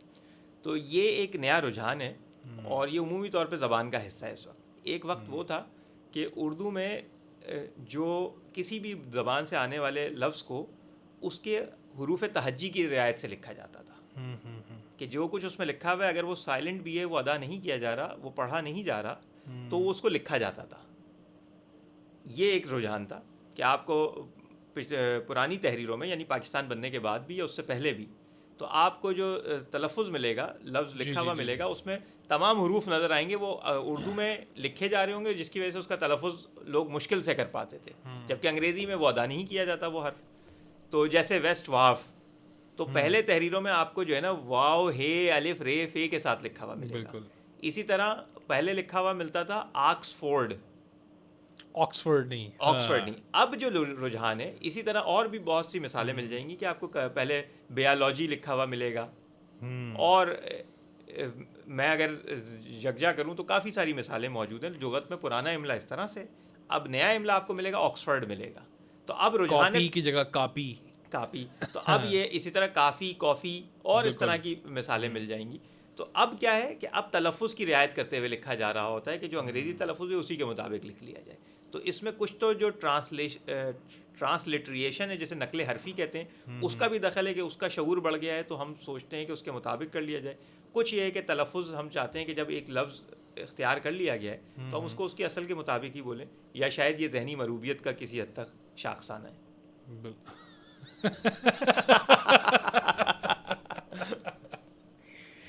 نہیں بھائی, کرونا اس قدر تھا. خیر اچھا جیسے ابھی ایک کچھ دنوں پہلے ایک گانا آیا تھا جس میں ایک لفظ استعمال ہوا شریفی. اب وہ اس طرح سے جو ہے وہ اس میں وہ باندھا گیا. ایک تو وہ بڑا، اور وہ بار بار جب ہم نے سنا تو یہ غور ہی نہیں کیا کہ یہ شریفی تو ایک نیا لفظ ہے، شرافت ہے. شریفی نشہ چڑھا جو شریفی کا کیا لائن تھی وہ، خیر مصرع مجھے بھی نہیں یاد کو. تو وہ جو ہے وہ لیکن وہ شامل ہو گیا اور کسی نے بہت زیادہ شور نہیں مچا اس کے اوپر. اچھا جو شور مچنا ہوتا ہے جسے ہم عام طور پہ کہتے ہیں، کیونکہ اگر ہم گانے کی بات کرتے ہیں تو اس کے سننے والے ایک خاص طبقہ ہے جی، اور جو جسے ہم کہیں کہ شور مچانا تو وہ ایک خاص سطح کے ادبی رجحان رکھنے والے لوگ ہوں گے جو اس کے اوپر علمی سطح پر اعتراض کریں گے. تو وہ عوام تک عام طور پہ پہنچتا نہیں ہے، یا پہنچتا بھی تو وہ سنی انسنی کر دیتے ہیں کہ چلو جو بولا جا رہا ہے وہی بولتے ہیں. لیکن ہوتا یہ ہے کہ کچھ خطوں کا مزاج ہے کہ اگر ہم پاکستان میں جو اردو بولی جاتی ہے لکھی جاتی ہے وہ مختلف ہے، اس پہ آپ کو عربی اور فارسی کا غلبہ زیادہ نظر آئے گا، یا یہاں کی مقامی زبانوں کا آپ کو اس سے رشتہ نظر آئے گا جس میں سندھی، پشتو، ہند کو، سرائکی اور دیگر کشمیری، بلتی، یہ زبانیں آپ کو اس پہ غالب نظر آئیں گی. اس کے برعکس آپ ہندوستان چلے جائیں گے تو وہاں جو اردو بولی جاتی ہے اس پہ شعوری طور پہ آپ کو سنسکرت کا غلبہ نظر آئے گا اور بعد میں وہاں کی مقامی بولیوں کا اثر زیادہ نظر آئے گا. تو یہ ہر خطے کے، لیکن بہر صورت یہ اردو ہے. تو اب اس کو ہندی کا نام دے دیں اور یہاں اس کو اردو کا نام دے دیں. دنیا، اچھا دنیا کے لیے تعارف کیونکہ وہ آبادی میں زیادہ ہیں تو دنیا اس کو ہندی کے نام سے پہچانتی ہے، یا جو علمی لوگ ہیں وہ اس کو اردو کے نام سے جانتے ہیں، اور وہ اس کو فرق کر لیتے ہیں کہ اردو ایک وہ زبان کہ جس کو عربی رسم الخط میں لکھا جا رہا ہوتا ہے، اور ہندی سے مراد وہ زبان لیتے ہیں کہ جس کو دیوناگری رسم الخط میں لکھا جا رہا ہوتا ہے. لیکن سننے میں تقریباً یہ زبان ایک ہی جیسی ہوتی ہے، اپنے قواعد کے اعتبار سے یکساں ہیں. بس وہاں پہ سنسکرت کے الفاظ بھاری بھرکم استعمال ہوتے ہیں، ہمارے پاس عربی و فارسی کے بھاری بھرکم استعمال ہوتے ہیں. لیکن اس خطے نے جنم دیا اس زبان کو، تو یہ پورے خطے میں بولے جانے والی زبان اردو ہے. تو اب اس کے نتیجے میں یہ جو شرافت کی جگہ شریفی ہے، یہ ہندوستان کا رجحان ہے کہ آپ کو کوئی بھی لاحقہ کیفیت بنانا ہو تو جس طرح مختلف قاعدے اردو زبان میں رائج ہے، اس میں سے ایک یہ ہے کہ کسی بھی لفظ کے ساتھ یا لگا دیا جائے. ہمارے ہاں وہ نسبت کے لیے زیادہ معروف ہے، تو وہاں کیفیت کے لیے بھی استعمال ہو جاتا ہے، تو وہ یا لگا دیا جائے اور اس کو کیفیت کے معنی میں استعمال کر لیا جائے. تو یہ آہستہ آہستہ جو ہے وہ زبان کا حصہ بنتا جا رہا ہے. لیکن پاکستان میں اس طرح کی مثالیں آپ کو کم ملیں گی، ہندوستان میں آپ کو اس کی مثالیں زیادہ ملیں گی. اور جو شاعری ہوتی ہے، اور خاص طور پہ اگر گانے کی بات کریں تو وہ جو پابندی ہوتی ہے کہ میوزک سے ہم آہنگ ہونے کے لیے، موسیقی کا ساتھ دینے کے لیے، اس کے لیے بہت ساری چیزوں کو وہ بدل دیا جاتا ہے. جیسے آپ جو ہے نا، جسے کہا جائے گا کہ آپ شاعرانہ رعایت سے فائدہ اٹھا رہے ہوتے ہیں، تو اس کی وجہ سے بھی بہت سے الفاظ نئے بن جاتے ہیں. اور یہ ابراہیم سے براہیم ہو سکتا ہے تو شرافت سے شریفی کیوں نہیں ہو سکتا؟ ہاں، تو اس طرح کے الفاظ بنتے ہیں، اور یہ پہلی دفعہ ایسا نہیں ہوا. کچھ لوگ اس پہ احتجاج کریں گے، وہ بالکل صحیح کریں گے کہ اصولاً ابھی یہ رائج نہیں ہے، اس کی مثالیں کم ملتی ہیں. لیکن کیا ایسا بالکل نہیں ہوتا؟ شعراء کے ہاں ہوتی ہے. وہ اب ہم نے اس لیے مان لیا کہ وہ بڑے شعراء نے استعمال کیا، تو وہ پہلے کہیں عوام میں تھا، پھر نکلتے نکلتے وہ شعراء کے ہاں اس نے جگہ پائی. کہ آپ دیکھیں کہ اگر ایک لفظ ہے تو ہم استعمال کرتے ہیں خار مغیلاں، شاعری میں اقبال کے ہاں بھی استعمال ہوا ہے اور شعراء کے ہاں بھی ملے گا. اب جو خار مبانے کانٹا، مغیلاں جو ہے نا وہ ببول کے درخت کے لیے استعمال ہو رہے ہوتے ہیں، تو خار مغیلاں مطلب ببول کا کانٹا. صحیح. اب یہ جو مغیلاں ہیں یہ بنیادی طور پہ غیلان تھا، عربی لفظ تھا. اور غیلان کیا تھا کہ غیلان جمع تھی غول کی، اور غول سے مطلب وہ بھوت پریت کا تصور جو تھا، تو وہ یہ تھا کہ اس درخت پہ کیونکہ سایہ ہوتا ہے اور غول بیابانی کا یہاں ڈیرا ہوتا ہے، تو یہ ان کا مسکن ہے، تو یہ غیلان کہلاتا تھا عرب میں. اس غیلان سے ہوتے ہوتے یہ فارس تک پہنچتے پہنچتے مغیلاں ہو گیا، اور خار مغیلاں کی ترکیب فارسی سے اردو میں چلی ہے. اب اس کی اصل تک نہیں پہنچ سکتے جب تک آپ اس کے اشتقاق پر یا لفظی مواحظ پہ نہ جائیں، تو اس تک نہیں پہنچ سکتے. لیکن اس لفظ میں تبدیلی ہوئی، کتنی ساری تبدیلی ہوئی کہ غیلان سے وہ مغیلاں ہو گیا. اور اس طرح ہمیں بہت سے الفاظ ملیں گے. تو کسی زمانے میں اس کو بھی تخریب کہا گیا ہوگا، خرابی کہا گیا ہوگا، بتدریج اس کو قبول ملا. اس طرح نئے الفاظ ہیں. ابھی جیسے ہم بات کر رہے تھے، آپ بات کر رہے تھے الفاظ کی صوتی ترکیب سے بھی اندازہ ہو سکتا ہے کہ اس کا، جس طرح ہر لفظ کا ایک ذائقہ ہوتا ہے، بہرحال وہ ذائقہ، اس ذائقے کو محسوس کر کے بھی آپ اس کے معنی کے قریب پہنچ سکتے ہیں. اچھا یہ بہت ہی شاعرانہ سی بات ہے اور اس کا دعویٰ آپ کر سکتے ہیں. باقی اٹکل سے کام ضرور لیا جاتا ہے, لیا جا سکتا ہے, لیکن اس میں دھوکہ ہونے کا بھی امکان بہت بالکل ہوتا ہے, بالکل ہے, یقیناً دھوکہ ہونے کا امکان بھی بہت ہوتا ہے, اور اس کی بنیاد پہ آپ جو ہے نا کوئی سازشی نظریہ بھی ضرور قائم کر سکتے ہیں. جیسے میں آج کل جستجو میں ہوں کہ اس کو پائے تحقیق تک پہنچا دوں اور اس کی کوئی سند میسر آ جائے, خاص طور پہ کہ ہمارے ہاں یہ جو لفظ ہے کہ ہوا بنا دیا گیا, اور یہ ہوا جو ہے نا یہ ہاتھی والی ہے سے لکھا جاتا ہے. کسی بھی چیز کو ایک مسئلہ یا تشویش کا سبب بنا دینا, یا کسی کو مصیبت کی طرح تسلیم کر لینا, اس درجے پہ پہنچا دینا. تو ہوا بنانا مجھے یہ لگتا ہے کہ یہ جو ہے نا مردانہ معاشرے کی پیداوار تھی, اور یہ خواتین کے خلاف جو ہے نا کہ ہوا جو لفظ تھا جو حضرت آدم علیہ السلام کی تخلیق کے بعد دوسری انسان وجود میں آئیں, تو کیونکہ بعض روایات کے اندر یہ بھی ملتا ہے کہ جب پہلی دفعہ حضرت آدم نے دیکھا ان پہ ایک نیند کی سی کیفیت طاری تھی, اور ان کے برابر میں حضرت حوا موجود تھیں جب اللہ رب العزت نے تخلیق کیا, تو وہ تھوڑا سا ان کو خوف محسوس ہوا, تو اس خوف کو بعد میں رفع کر دیا گیا وحی کے ذریعے. لیکن کہیں کہیں وہ جو ایک عورتوں کے خلاف رویہ ہے وہ اس میں نظر آتا ہے کہ انہوں نے ہوا بنا ہی دیا کہ اس ہوا کی شکل بدل کے آج بھی خوف اور ڈر کے لیے اس لفظ کو استعمال کیا جاتا ہے. لیکن اب اس کو پائے تحقیق تک پہنچانا ابھی باقی ہے, کیونکہ کچھ اسناد اس تک لانا آپ کہہ رہے ہیں کہ زبان پر شاونیت کا بھی بڑا اثر ہے. بالکل, مردانہ شاونیت نے بہت کردار ادا کیا. یہ وو فار مین بھی تو اس کی ایک مثال ہے نا, مطلب اس طرح کے بہت سے لفظ آپ کو مل جائیں گے جو کہ وومن ہے. بالکل, تو ہاں یہ بات بالکل ہے کہ مطلب یہ ہر زبان میں, وہ جو آپ نے بات شروع کی تھی کہ جو ذائقہ ہوتا ہے وہ مختلف خطوں کے اندر یکساں ہوتا ہے, لیکن کچھ چیزوں کے سراغ آپ کو مل جاتے ہیں, کچھ چیزوں کے سراغ ماضی میں اس قدر دور جا چکے ہوتے ہیں کہ آسانی سے نہیں ملتے. اصل میں ذائقہ یہاں میں لفظ کی صوت کا ذائقہ, جیسے ہم بات کر رہے تھے کہ عموماً زبانوں کے اندر کچھ ایسے لفظ مل جائیں گے جو ویسے ہی اس سے قریب ترین جو ہے وہ بالکل ہوں گے. عربی, فارسی, اردو, سنسکرت اور ہندی میں تو چلیں یہ ہو سکتا ہے کیونکہ ان کا ایک تعلق ہے, لیکن جس طرح آپ ہی نے مثالیں دی تھیں کہ پاکستان یہاں بولی جانے والی اردو کے لفظ یورپ کے اندر وہی لفظ موجود ہیں جن کا کوئی آپس میں ایسا نہیں ملتا کہ یہاں سے وہاں کیسے گئے ہوں گے, لیکن وہ موجود ہیں. دونوں طرح سے ہوتا ہے. ایک تو یہ کہ لفظ سفر کر رہے ہوتے ہیں, کسی تصور کے ساتھ کوئی لفظ جاتا ہے اور وہ وہاں اپنی الگ صورت اختیار کر لیتا ہے. ایک تو یہ سب سے معقول صورت ہوتی ہے. دوسرا یہ کہ جیسے اگر ہم بہت غور کریں تو لفظ سے پہلے جو صوت ہوتی ہے, اگر ہم انگریزی کی بی کی بات کریں, اردو کے بے کی بات کریں, اب یہ اردو کا بے جو ہے وہ عربی میں بھی فارسی میں بھی پایا جاتا ہے, اس سے ملتی جلتی آواز آپ کو سنسکرت میں بھی ملتی ہے. تو اس طرح کی آواز جو ہے یہ اب دنیا کے مختلف خطوں میں یکساں ادا ہوتی ہے. یہ صوت جو ہے یہ یکساں ہے. اسی طرح پھر یہ صوت مختلف اصوات مل کے جب کوئی لفظ بناتی ہیں تو وہ بھی مختلف خطوں میں یکساں ہو سکتے ہیں اور ہوتے ہیں. جیسے ایک بوم ایک لفظ ہے, یہ انگریزی والا قطن نہیں ہے, یہ فارسی والا ہے جس کا مطلب الو ہوتا ہے, اور اسی بوم کا جو سنسکرت میں اس سے ملتی جلتی صوت والا لفظ ہے وہ بھوم ہے. تو بوم کا مطلب الو بھی ہوتا ہے فارسی میں, اور بوم کا دوسرا مطلب زمین بھی ہوتا ہے. تو جو عام طور پہ رائج نہیں ہے لیکن بعض تراکیب میں استعمال ہوتا ہے اردو کی, اور فارسی تراکیب میں بھی استعمال ہوتا ہے. لیکن جو بوم کا سنسکرت صورت ہے, یعنی جسے ہم ہندی صورت کہہ سکتے ہیں عام طور پہ, وہ بھوم, تو وہ جنم بھومی آپ لوگوں نے ضرور سن رکھا ہوگا. تو وہ سننے میں آتا ہے. تو وہ بھوم بمانے زمین استعمال ہوتا ہے. خطے الگ الگ ہیں لیکن تھوڑا سا تلفظ بھی مختلف ہے, لیکن لفظ اپنے مزاج کے اعتبار سے ایک ہے. اسی طرح ہم ہفت کہتے ہیں, یہاں سبت ہو جاتا ہے. تو یہ ہفت اور سبت جو ہے اس خطے کے اندر 7 کے معنی میں استعمال ہوتا ہے. تو یہ بہت قریب ہے. اور اگر ہم اس خطے سے باہر نکلیں تو پھر ہمیں تھوڑی سی مزید تحقیق کرنی پڑے گی کہ کوئی لفظ سفر کر کے گیا ہے یا براہ راست اس خطے میں پایا جاتا ہے. اب جیسے پشتو میں ہے یو, دو, درے, سلور, پنزو, اشپک, صحیح. اس میں یو میں تو ایک موجود نہیں ہے لیکن یکم موجود ہے کہیں تک. اسی طرح دو میں بہرحال 2 موجود ہے. درے میں یہاں کا 3 نہیں ہے لیکن اسپینش اسٹائل ہے اس کا صحیح ہے. سلور میں 4 موجود نہیں ہے, چارم نہیں ہے, لیکن یہ اب لیکن پنزو یا جو 5 اس کے اندر جو ہے وہ موجود ہے.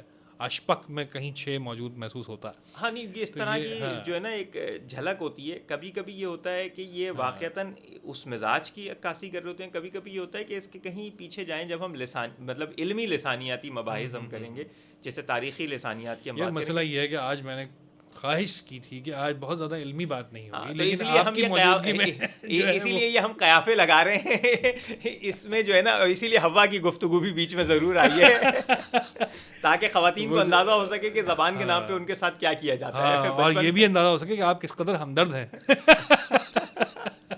دیکھیں کوئی بھی جو ہے نا معقول انسان جو ہے وہ یقینی طور پہ جو ہے نا خواتین کا ہمدرد ہوتا ہے.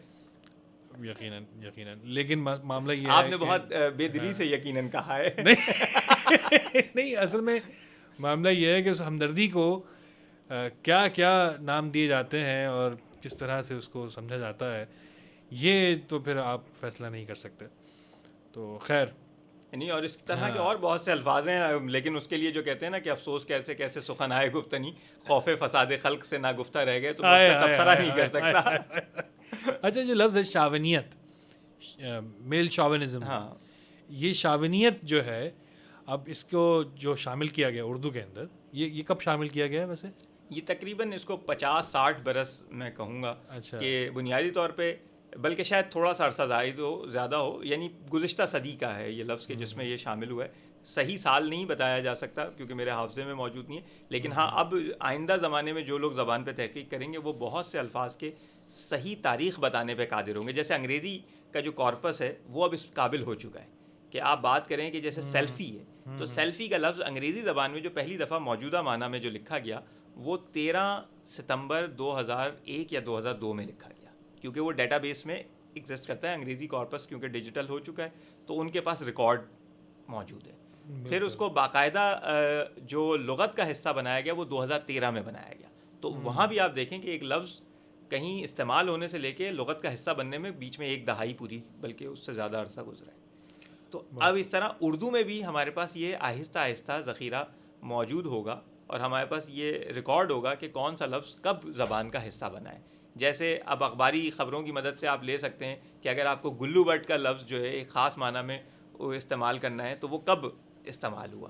اسی طرح سونامی کا لفظ جو ہے وہ ایک خاص معنی میں کہ اس طوفان سے نکل کر وہ لوگوں کے جمع غفیر میں تبدیل ہو گیا, یہ کب ہوا وہ آپ کو اخباری خبروں سے مدد مل سکتی ہے.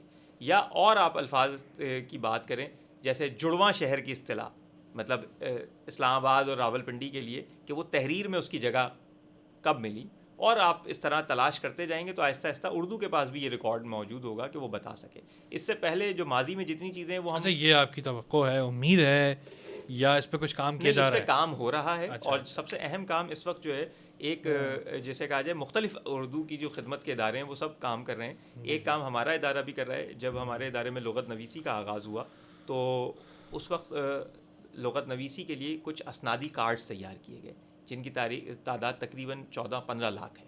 اچھا. اور وہ کارڈ بنیادی طور پہ جتنا اردو کا کلاسک موجود تھا اور جو دسترس تھی یہاں پہ پاکستان میں اس وقت, تو اس کا باقاعدہ مطالعہ کیا گیا, اس کی خواندگی ہوئی اور اس کے بعد اس میں سے الفاظ نشاندد کیے گئے, ان کو کارڈز پہ منتقل کیا گیا, ان کو بنیاد بنا کے لغت تیار کی گئی. اور یہ اس کارڈ نویسی اور اس کتابوں کی پڑھنے کے عمل میں ایسے ایسے نامور لوگ شامل تھے کہ جن کا میں اور آپ ذکر کتابوں میں پڑھتے ہیں, انہوں نے اس ادارے کے لیے خدمت سر انجام دی. تو وہ کارڈز لغت نویسی میں بھی استعمال ہوئے جس کی بدولت 22 جلدوں پہ اردو لغت بورڈ نے لغت مرتب کی, اور اب وہ کارڈ ادارے میں موجود ہیں. تو اب اس وقت جو ڈائریکٹر جنرل ہیں ادارہ فروغ قومی زبان کے پروفیسر ڈاکٹر محمد سلیم مظہر صاحب, تو انہوں نے ایک منصوبہ اس کا تشکیل دیا کہ اس کو ڈیجیٹائز کر دیا جائے تاکہ لوگوں تک یہ پہنچ جائے. اور دوسرا یہ کہ جب یہ ڈیجیٹائز ہو جائے گا تو یہ جو ڈیجیٹل کارپس ہے اس کا بھی حصہ بن جائے گا, کیونکہ فرق یہ ہے کہ یہ جو کارڈز ہیں یہ خالصتاً ادبی متون پہ مبنی ہے, اور اس وقت جو اردو کا کارپس آپ کو ملتا ہے وہ ناقص اس لیے کہ اس پہ ہر کوئی لکھ رہا ہے,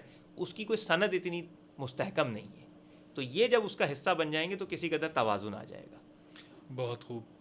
تو اس لیے مستقبل میں امید کی جاتی ہے کہ جب یہ کارپس پہ توجہ دی جائے گی، کیونکہ اس سے پہلے ڈاکٹر رؤف پاریک صاحب ہیں جو خاص طور پہ زبان پہ اور لسانیات پہ جن کا بہت کام ہے اور ادارہ فروغ قومی زبان کے سربراہ بھی رہے، اردو لغت بورڈ سے بھی ان کا تعلق رہا، انہوں نے اس پہ بہت مضامین لکھے اور وہ بہت عرصے سے لکھ رہے ہیں کہ اس کارپس کو محفوظ کیا جائے، یا اردو کو اگر ہم ترقی یافتہ زبانوں کا ساتھ رکھنا چاہتے ہیں تو ڈیجیٹل کارپس پہ توجہ دینے کی ضرورت ہے، تبھی زبان مستحکم اور آئندہ زمانے کا ساتھ. آپ نے کارپس پہ اتنا زور دیا ہے بار بار، اس سے پچھلی بار جب کارپس پہ توجہ دی گئی تھی تو شہر بھر سے اکھاڑ لیے تھے.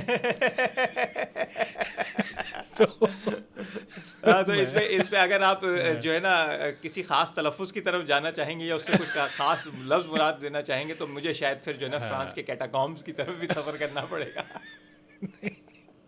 میں تو ابھی صرف کونو کارپس کی بات کر رہا ہوں، اس سے آگے نہیں گیا. چلیے یاد ہے نا ابھی کچھ سال پہلے ہی ہوا تھا، یہ پورے شہر سے جو ہے وہ کونو کارپس اکھاڑ دیے گئے تھے. اس لیے کہ وہ اس کو لگایا ایک خاص مقصد کے تحت کیا تھا تاکہ اس سے نفع حاصل کیا جائے. وہ نفع حاصل کرنے کا جب وقت آیا تو اس کو اکھاڑ لیا گیا.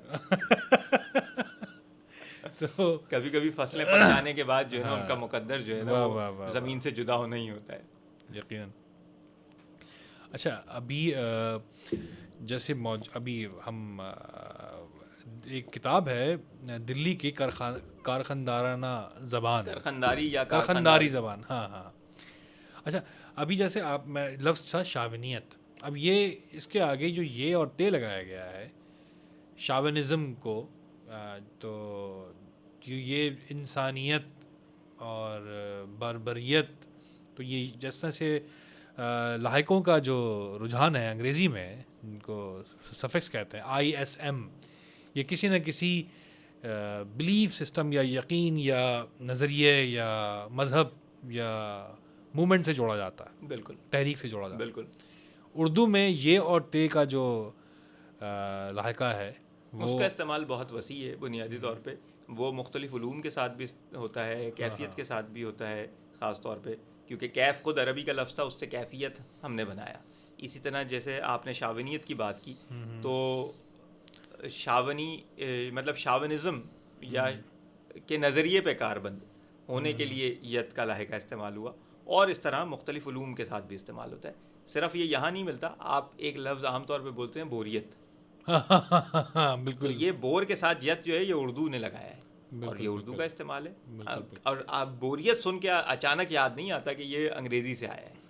عام طور پر مطلب جو لوگ واقف ہیں اس سے وہ ضرور جانتے ہیں کہ ہاں یہ انگریزی لفظ تھا، اس کو ہم نے اردوا لیا اور اس کو اردو کا حصہ بنا لیا، تو یہ یت استعمال کیا اس کے ساتھ. تو یت کئی معنی میں استعمال ہوتا ہے، اردو کے اندر اس میں بہت وسعت ہے. تو وہ کیفیت اس میں ضرور موجود ہے کہ کسی نظریے، کسی تحریک، کسی علم یا کسی رجحان کو ظاہر کرنے کے لیے، تو اس لیے یت لگایا گیا. اب جیسے آپ نے ابھی کہا اردوا لیا، ہاں یہ کہیں یہ اردوانہ جو ہے یہ ترکیب کہاں کی؟ یہ بھی مجھے لگتا ہے کہ یہ ترکیب شاید انگریزی ہے، اردوائزڈ. ہاں نہیں، یہ بنیادی طور پہ نہیں، یہ انگریزی ترکیب نہیں ہے. مزاج اردو کا یہ ہے کہ کیونکہ یہ اس خطے سے تعلق رکھتی ہے تو یہاں جتنے بھی مصدر ہوتے ہیں نا وہ آخر میں نون الف نا لگا کے بنائے جاتے ہیں. ہاں ٹھیک ہے. تو اب اس میں یہ ہے کہ پہلے یہ ہوتا تھا کہ کسی اسم کے ساتھ جب اس کو مصدر بنانا ہوتا تھا تو ہم امدادی افعال ساتھ لگاتے تھے. کرنا، ہونا، مطلب آپ پاس ہیں تو پاس ہونا، مطلب یہ پاس انگریزی والا ہے کیونکہ آپ استاد ہیں تو اس لیے میں اس کی بات کروں گا. فیل ہونا انگریزی والے فیل کے ساتھ، کیونکہ یہ ایک اسم تھا کسی اور زبان سے تعلق رکھتا تھا، یہاں مقامی لفظ نہیں تھا، تو ہم نے جب اس کو فیل میں بدلنا تھا تو ہم اس کے ساتھ امدادی افعال لگاتے تھے. لیکن ایک اور رجحان ہے جو اس کو پاسنا اور فیلنا لکھتے ہیں. جو لکھتا ہے بھائی؟ یہ لکھا جاتا ہے، بولا جاتا ہے، لیکن اس کو اتنی قبولیت حاصل نہیں ہوئی. لیکن اس سے ملتے جلتی مثالیں آپ کو ضرور ملیں گی کہ بخشنا، تو یہ بخشیدن فارسی تھا، آپ نے نون الف لا لگا کے جو ہے وہ بخشنا بنا لیا. اچھا آپ کو پاسنا اور فیلنا پہ اعتراض ہے، لیکن کیونکہ آپ فلم سے متعلق ہیں تو فلمانہ آپ استعمال کرتے ہیں، آپ کو اس میں اجنبیت محسوس نہیں ہوتی. پہلے فلم بند کرنا استعمال ہوتا تھا پوری ترکیب کی طرح، مطلب پورا اس کو جب آپ نے فیل میں بدلنا ہوتا تھا جی تو فلم بند کرنا ہوتا تھا یا عکس بند کرنا، قلم بند، عکس بند، فلم بند. ہاں اب فلمانہ استعمال ہوتا ہے کہ یہ فلمائی گئی، کن لوگوں پر فلمائی گئی. تو اب آپ کو اس میں شاید یہ اس لیے کہ آپ کے شعبے کا لفظ ہے تو آپ کہتے ہیں کہ ذرا آسان ہونا چاہیے تو کچھ لوگوں کو اسی طرح پاسنا اور فیلنا بھی آسان لگتا ہے، لیکن یہ اتنا رواج نہیں پا سکا. لیکن بہرحال یہ موجود ہے.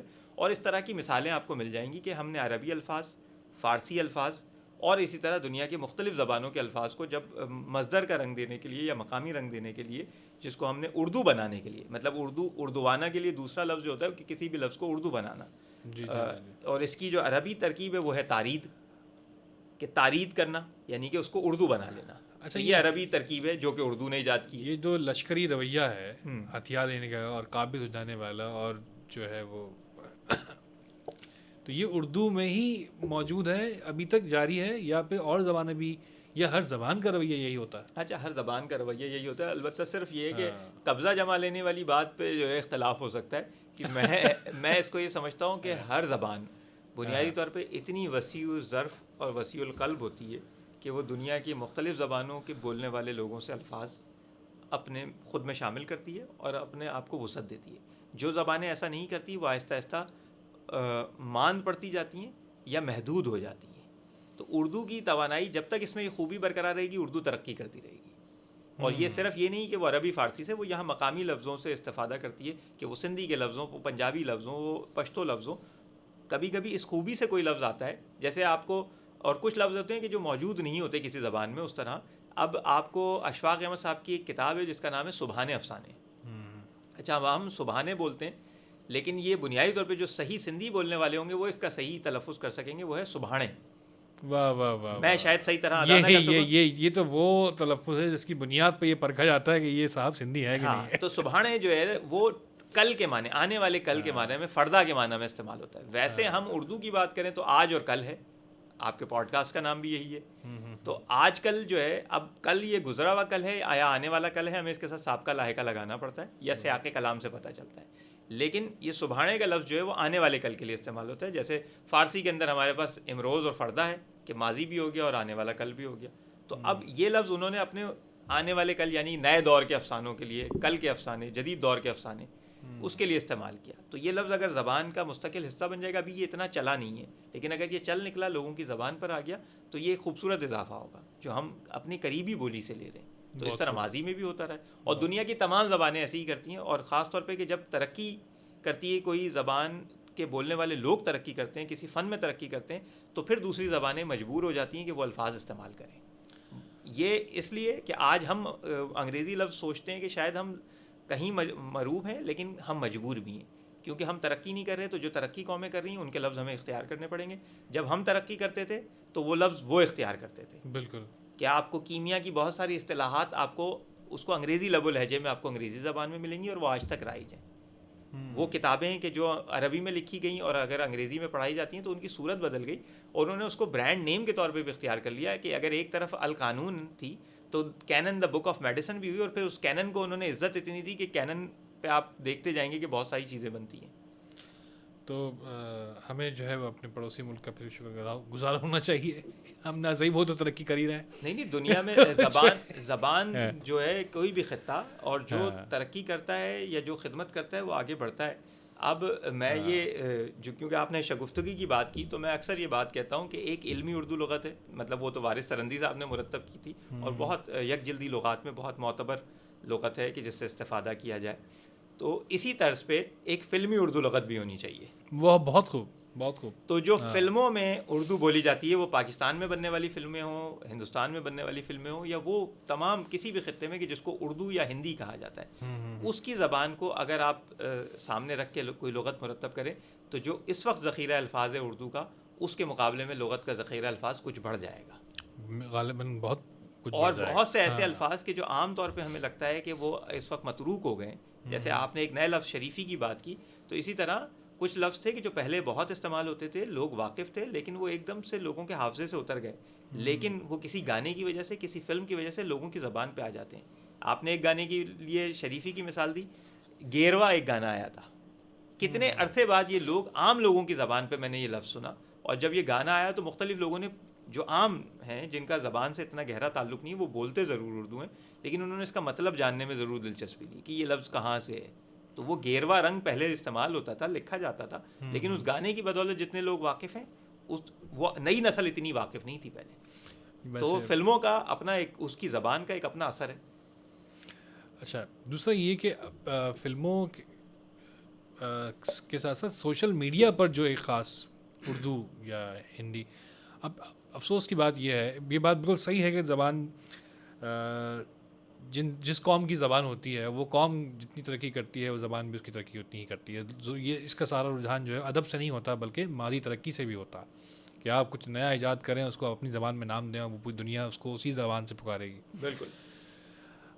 ابھی جو ہم جس ترقی کی جس رفتار سے آگے بڑھ رہے ہیں اس رفتار کو بھی بہت رفتار چاہیے. تو اگر ہمارے کانوں پہ ہو زبان کے فروغ کی ذمہ داری تو ہم کیا تیر مار لیں گے. اچھا، اس میں دو رجحان ہوتے ہیں. ایک تو یہ ہوتا ہے کہ جب آپ ترقی کرتے ہیں تو لفظ آپ ایجاد کرتے ہیں یا کوئی بھی نام آپ رکھتے ہیں اور لوگ اس کی پیروی کرتے ہیں اور اس کی پیروی کرنے پہ مجبور ہوتے ہیں. دوسرا یہ ہوتا ہے کہ کچھ نہیں تو اپنی زبان پہ اعتماد اتنا ہو کہ کوئی لفظ استعمال کیا گیا ہے تو آپ اس کا متبادل برت لیں.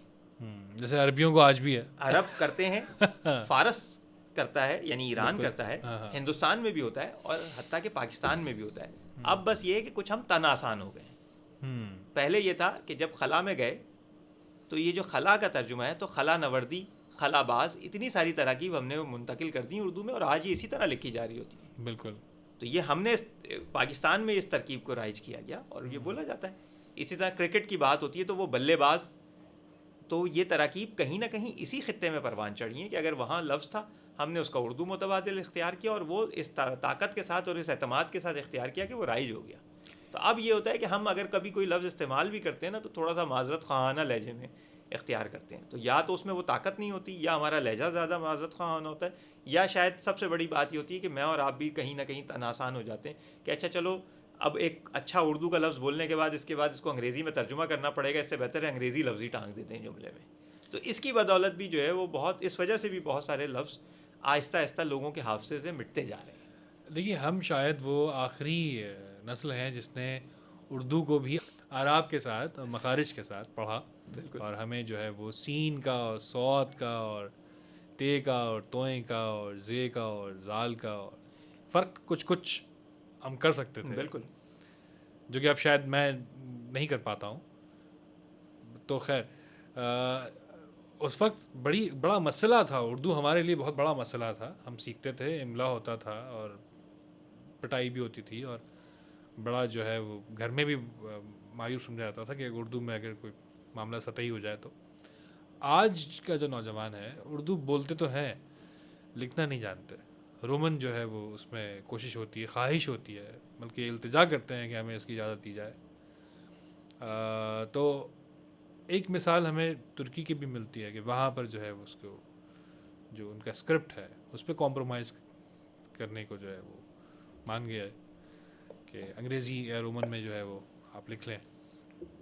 تو آپ کیا سمجھتے ہیں کہ یہ ہمارے ہاں کیا ہونے جا رہا ہے؟ سوشل میڈیا پر تو یہ چلن جو ہے وہ بہت عرصے سے بہت عام ہے. اچھا، سوشل میڈیا پہ بھی اس کی 2-3 پہلو ہیں جس میں سب سے اہم بات کہ سوشل میڈیا پہ جو اس کا چلن ہوا یا جو اس کی گنجائش نکلی، اس کا ایک جو جیسے کہا جائے نا کہ بنیادی وجہ وہ تھا ہمارا ٹیکنالوجی میں پیچھے ہونا. بالکل. کیونکہ اگر ہمیں اردو کی بورڈ میسر ہوتا آسانی سے پہلے ہی مرحلے پر تو جو لوگ لکھنا چاہتے تھے وہ بھی نہیں لکھتے تھے کیونکہ ان کے پاس کی بورڈ نہیں تھا. جب سے اردو کی بورڈ لوگوں تک آسانی سے پہنچنے لگا، وہ ڈاؤن لوڈ کر سکتے ہیں، لکھتے ہیں، تو ایک بہت بڑے طبقے نے اردو میں لکھنا شروع کر دیا. جن کی عادت بن چکی تھی وہ رومن میں ہی لکھ رہے ہیں. تو کہیں نہ کہیں اس میں ٹیکنالوجی کا بھی دخل تھا. دوسرا یہ کہ ابھی تو اس کو جو ہے نا پسند نہیں کیا جاتا، لیکن یہ اردو کیونکہ صرف پاکستان اور ہندوستان میں نہیں بولی جا رہی، یہ اردو ان بستیوں میں بھی بولی جا رہی ہے جو نئی بستیاں ہیں اردو کی، جہاں جو یورپ میں، امریکہ میں اور دیگر خطوں میں دنیا کے جہاں اردو بولی یا سمجھی جا رہی ہے، تو وہاں پہ زیادہ تر رومن کا رجحان ہے اور وہاں کا اثر یہاں تک پہنچ رہا ہے. لیکن جو رسم الخط ہوتا ہے اس کا برقرار رہنا یا اس میں کسی بھی زبان کا لکھا جانا اس کی اصل سے اس کا رشتہ برقرار رکھتا ہے اور کسی بھی لفظ کے معنی کو جاننے میں مدد دیتا ہے. کیونکہ اگر اب ہم انگریزی زبان سیکھتے ہیں یا دنیا کی کوئی اور زبان سیکھتے ہیں تو آپ اسی اہتمام سے سیکھتے ہیں جس پہ آپ بچپن میں ڈانٹ کھاتے تھے یا مار پڑتی تھی. ہمیں اس میں کبھی اعتراض نہیں ہوتا کہ اب ہم انگریزی کو اسی صحت کے ساتھ کیوں ادا کریں یا اس کا تلفظ ہم بدل کیوں نہیں دیتے. تو کہیں وہ وہاں پہ بھی تبدیلی کا عمل ہوا ہے کہ آپ کو نظر آئے گا کہ برٹش الگ طرح سے لکھتے ہیں، امریکن الگ طرح سے لکھتے ہیں. تھوڑا بہت چلن اثر انداز ہوتا ہے، لیکن پھر بھی ایک اصل برقرار رکھی جاتی ہے تاکہ اس لفظ کی اصل تک پہنچنا آسان رہے. تو اردو میں بھی جو اس پہ زور دیا جاتا ہے کہ انہی الفاظ کے ساتھ اور انہی حروف کے ساتھ لکھا جائے، کہ یہ تے توئے زال زے کا فرق رکھا جائے، ہے کا فرق رکھا جائے، اور اس طرح دیگر حروف جو ہیں ان کے فرق سے یہ ہوتا ہے کہ ان الفاظ کا رشتہ تلاش کرنا ان کی اصل سے آسان ہو جاتا ہے. اگر آپ اس کو مٹا دیں گے تو وہ پھر رشتہ مشکل ہو جائے گا، ان کو ڈھونڈنا مشکل ہو جائے گا. لیکن مستقبل میں کیا یہ رائج ہو جائے گا کہ رومن بھی اس کا ایک اسکرپٹ مان لیا جائے گا اردو کا؟ تو یہ ابھی کہنا قبل از وقت ہے. مطلب دونوں طرف سے اپنی اپنی کوششیں جاری ہیں. ایک وہ طبقہ ہے کہ جو اس کے در پہ ہے، دوسرا وہ ہے کہ جو اس کی اصل کو برقرار رکھنے کی کوشش کر رہا ہے، تیسرا طبقہ وہ ہے کہ وہ ٹیکنالوجی کو بھی ہم آہنگ کرتا جا رہا ہے کہ اب آپ کے پاس اردو میں لکھنا ممکن ہے. تو اب صرف وہ لوگ کہ جنہوں نے اس کو اپنے لیے ایک اعزاز کی بات بنا لی ہے کہ میں تو اردو پڑھ ہی نہیں سکتا، ہاں یہ ان کے علاوہ لوگ جو ہے وہ جستجو کرتے ہیں اور لکھتے ہیں، آسانی سے لکھتے ہیں. بلکہ اب تو ٹیکسٹ ٹو اسپیچ بھی اردو میں آ چکا ہے نا، آپ بولتے ہیں اور لکھ دیتا ہے. اگر آپ حروف شناس ہیں تو آپ اپنا بولا ہوا لفظ درست کر کے یا پورا جملہ یا کوئی مضمون آپ آرام سے ارسال کر سکتے ہیں کسی بھی شخص کو. تو یہ ممکن ہو چکا ہے. تو وہ جتنی عذر تھے وہ آہستہ آہستہ کم ہوتے جا رہے ہیں. اب اس کے بعد ہماری تن آسانی کا دخل ہے کہ ہم کتنے تن آسان ہیں، اور کیا اس کی واقعتاً ضرورت ہے کہ ایک اور اسکرپٹ رائج ہو جائے کہ اردو کو جس طرح ہندوستان میں دیوناگری میں لکھا جا رہا ہے، یہاں پہ نستعلیق میں، اور جس کو ہمارا بھی رسم الخط کہتے ہیں، اس میں لکھا جا رہا ہے، تو اس کے لیے ایک انگریزی رسم الخط بھی ہو. لیکن کیا وہ اس کا حق ادا کر سکتا ہے؟ کیونکہ ٹرانسلیٹریشن کی جب ہم بات کرتے ہیں، نقل حرفی کی، تو وہ اردو کے لہجے اور تلفظ کو صحیح طرح سے ادا کرنے پہ قادر نہیں ہوتی. اس کے لیے باقاعدہ، بلکہ دنیا کی ہر زبان کے لیے IPA کو اختیار کیا گیا، جو انٹرنیشنل فونیٹک الفابیٹس ہے. تو ان کی مدد سے لکھا جا رہا ہوتا ہے کیونکہ وہ صحیح تلفظ کو بیان کرنے کے قابل ہوتے ہیں. تو اس لیے رومن جو ہے وہ کچھ چلے گی، کچھ نہیں چلے گی، اور اس کا انجام جو ہے وہ مستقبل طے کرے گا کہ کتنا اس کے اندر دم ہے، ورنہ وہ دم توڑ جائے گی. نہیں، اردو سے اگر عین غین نکال دیے جائیں تو مسئلہ حل ہو جائے گا. تو اگر یہ عین غین کی آپ نے بات کی ہے تو ہو سکتا ہے کہ پرانے لوگوں میں سے کوئی کہتا ہے کہ اس کے نتیجے میں جو ہے نا، وہ جو عین غین نکالنے کی بات کریں ان کو کہا جائے کہ آپ دال فے عین ہو جائیے. قطعاً میری یہ خواہش نہیں ہے، بلکہ مجھے یہ خطرہ ہے، خدشہ ہے، کیونکہ ہم تو کھاتے اردو کی ہیں بھائی. تو خیر، اچھا، جیسے ایک لفظ بہت آج عام ہے، شپاٹر. یہ وہ لڑکے جو کہ موٹر سائیکل بہت تیز چلاتے ہیں اور اس پہ کرتب دکھاتے ہیں. یہ آج کل جو ہے وہ کراچی میں، اور میرے خیال سے اب معاملہ یہ نہیں، کراچی جو ہے وہ سوشل میڈیا پر تو پوری دنیا اس کو فالو کرتی ہے. اب یہ آپ کیا سمجھتے ہیں، یہ کون سا لفظ ہے، یہ کہاں سے، یہ شپاٹر، یہ جو تین جو اس کے اچھا، اس کی جو جیسے کہا جائے نا کہ اشتقاق اگر صحیح معنی میں کہا جائے تو وہ تو میں نہیں بیان کر سکتا، کیونکہ اس کو ابھی اردو کے سلینگ میں شمار کیا گیا. کن الفاظ کا مجموعہ ہے، مطلب یہ کن حروف سے مل کر، حروف تو ہمارے سامنے ہے لیکن اس کے پس منظر میں کیا کیا چیزیں موجود ہیں وہ تلاش کرنا ایک عمل ہے. ہو سکتا ہے کہ کسی محقق کے علم میں ہو، میں اس سے واقف نہیں ہوں کہ میں اس کو بیان کر سکوں کہ شپاٹر کی اصل میں کیا کیا چیزیں ہیں. لیکن بنیادی طور پہ یہ اس قبیل کا لفظ ہے کہ جو حکایت الصوت ہوتی ہے، کہ کسی صوت کو کوئی اسم دے دیے کی شکل بنا دی جائے. تو جس طرح ٹر کر سے ٹرانا بنا دیا گیا، تو اس طرح یہ موٹر سائیکل پہ کیونکہ وہ سائلنسر نکالنے کی بدولت وہ جو منچلے، اس کا مترادف جو خبروں میں لکھا جاتا ہے کہ منچلے جو ہے نا وہ سڑکوں پہ نکل آئے ہیں، تو کل کو جو ہے شپاٹر سڑکوں پہ نکل آئیں گے. تو وہ جو ہے وہ جو آواز ہے کہ اس آواز میں کسی لفظ کی آمیزش سے یہ لفظ وجود میں آیا ہے. جیسے ایک اور لفظ ہے کہ آج کل کھانے کے لیے لوگ کہتے ہیں کھاپا کرنا. یہ تو غالباً پنجابی سے ہے. ہاں، تو لیکن کھاپا، کھابا، تو اب یہ دو الگ الگ لفظ ہو گئے. تو یہ کھا جو ہے کھانا کا پہلا حرف ہے، اور پا جو ہے وہ پینا کا پہلا حرف ہے. تو اس کو ملا کے جو ہے نا کھانا پینا سے کھاپا ہو گیا یہ. واہ واہ واہ واہ. اور اسی کو اس میں کوئی یہ غالباً اس کھاپے کو اس طرح وجود دینے میں ایک سرکاری ادارے کا ہاتھ بھی ہو سکتا ہے. یہ تو جو ہے نا ایک سے زائد سرکاری ادارے بھی ہو سکتے ہیں. ہاں نہیں، یہ تو دیکھیں یہ آپ کا گمان ہے، اور اس پہ جو ہے نا مہر تصدیق میں تو ثبت کرنے سے قاصر ہوں. تو لیکن یہ کہ آلو آنا پر بھی تو ایک کہانی تھی نا. بالکل، تو درو اوپر گردن راوی. یا اس کے لیے ہم کہہ سکتے ہیں کہ نقل کفر کفر نباشت.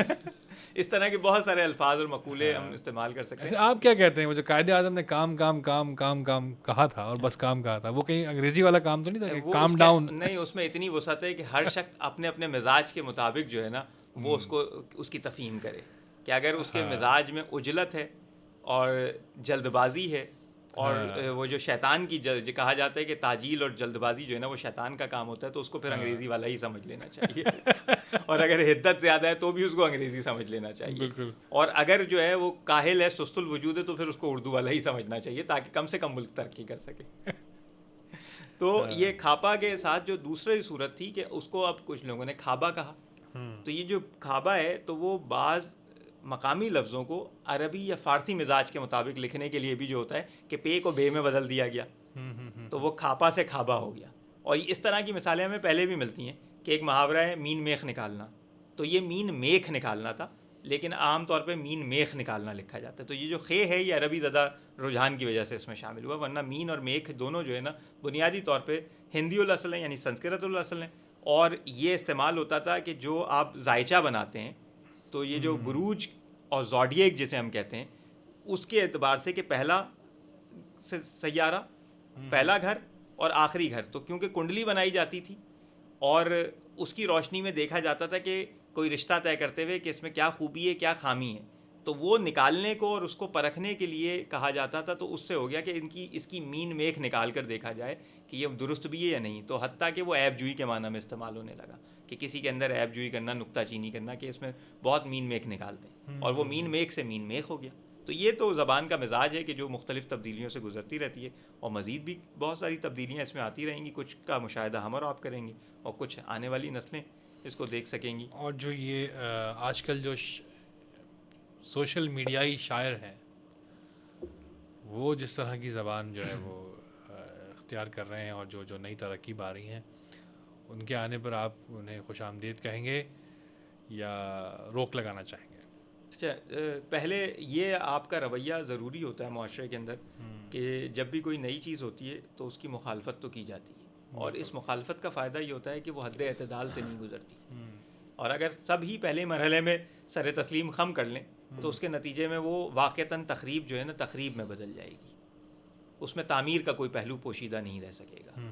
تو یہ ہمیشہ سے دنیا کی ہر زبان میں ہوتا ہے. تو اردو میں بھی اس طرح ہی ہے کہ جب بھی کوئی بالکل جیسے کہا جائے کہ بے بنیاد یا بے مہار کوئی چیز ہوتی ہے تو اس کے آگے ایک طبقہ وہ ہوتا ہے کہ جو علمی بنیادوں پہ اس کی مخالفت کرتا ہے, اور وہ ان کی کوئی ذاتی مخالفت نہیں ہوتی, وہ اصولی مخالفت ہوتی ہے.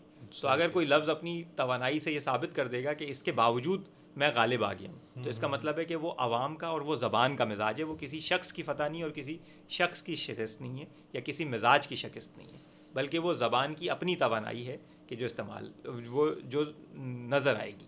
اور اس طرح ماضی میں بھی ہوا ہوگا. ان سے ہمارے ایک سینئر, ہمارے ایک بزرگ دوست کہا جا سکتا ہے اگر وہ برا نہ مانے تو, ویسے تو وہ جوان ہیں ہمیشہ سے اور غالباً ہمیشہ رہیں گے, جاوید صبا صاحب. جی جی, انہوں نے اپنے ایک شعر میں لفظ استعمال کیا چل. چل سمجھتے ہیں آپ؟ چل ہے وہ, چل ہے انہیں, چل ہے مجھے نہیں اسے, چل ہے اسے, ہاں جو ہے وہ کیا کہیں خبتے عقل کل ہے اسے, چل سمجھتے ہیں آپ چل ہے اسے. معذرت میں شاید یہ مصرے صحیح نہیں ادا کر رہا, صحیح نہیں پڑھ رہا, سب غلطی کا ذمہ آپ پر ہی ہے. اور جاوید صاحب سے ہم کہیں گے سے معذرت, ہم دونوں کو جانتے ہیں وہ نہیں. اور وہ بہت خوبصورت شعر کہتے ہیں. اور جو آپ بات کر رہے ہیں وہ قطع کلامی کہ ان کے شعر میں اس لفظ کے آ جانے سے مستقبل میں جب لغت نویسی کا جو ضابطہ ہے ہمارے پاس, کیونکہ ایک شاعر کی تحریری صنعت موجود ہوگی اور جو کہ مستند شعراء میں شمار ہوتے ہیں, تو اس کو لغت کا حصہ بنایا جائے گا مستقبل میں.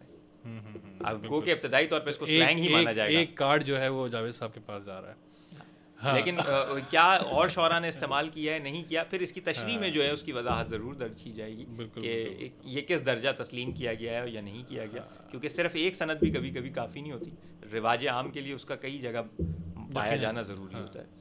ویسے چل تو ہر جگہ پائی جاتی ہے, شاعری میں ضرور پائی جاتی ہے, لفظ کا پایا جانا اب اس وقت زیر بحث ہے. ہاں اچھا, یہ کہ اور وقت کے ساتھ ساتھ اب جیسے اس لفظ کا ذائقہ ادبی قطن نہیں ہے. بالکل. پنگا لفظ کا ذائقہ ادبی قطن نہیں ہے. اسی طرح سے اور بہت سارے لفظ ہیں جو کہ عوام میں رائج ہیں, کہے جاتے ہیں, بولے جاتے ہیں. تو یہ تو لازم نہیں ہے کہ ہر لفظ کی جو آپ کو کا جو تصدیق جو ہے ادب سے مل جائے گی. نہیں, ایسا نہیں ہے, لیکن ذائقہ نہ ہونے کے باوجود بہت سے لفظ ایسے ہوتے ہیں کہ وہ زبان کے جب مرکزی دھارے میں شامل ہو جاتے ہیں تو ان کے اندر ایک خاص طرح کی ادبیت پیدا ہو جاتی ہے یا ان کو قبول کر لیا جاتا ہے. یہ آپ اچھا, یہ جو آپ بات کر رہے ہیں وہ لفظ چل ہو یا پنگا ہو, جگاڑ ہو, کیونکہ اس کے اندر کچھ ایسے حروف ہیں کہ جن کو آپ تھوڑا سا کرخت صوت کے الفاظ, اچھا یہ خطے کے مزاج کی غیر شاعرانہ غیر شاعرانہ کہہ سکتے ہیں, لیکن بہرحال آپ کو شاعری کے اندر ردیف میں بھی اس سے مشکل لفظ, سنگلاخ لفظ ملیں گے, اور لیکن وہ اب ادب کا حصہ تسلیم کیے جاتے ہیں. تو یہ بھی اس لیے یہ کہنا کہ وہاں سند نہیں ملے گی, یہ جب اپنا رنگ جمائیں گے تو یہ سب جگہ پائے جائیں گے. آپ کی بات سے مجھے جو چیز یاد آئی کہ جس طرح ہم نے سلینگ کی بات کی کہ اردو کی اولین سلینگ لغت ڈاکٹر رؤف پاریک صاحب نے مرتب کی تھی, اور وہ اس نوعیت کا پہلا کام تھا. پھر اس پہ اور بھی کام ہوئے. ایک کام اور ہوا لغت العوام کے نام سے. نصیر ترابی صاحب شاعر بھی اور مرحوم, انہوں نے کام کیا. انہوں نے یہ کیا کہ اس لغت العوام میں اس طرح کے عوامی الفاظ کے آگے ان کے ادبی مترادف درج کیے.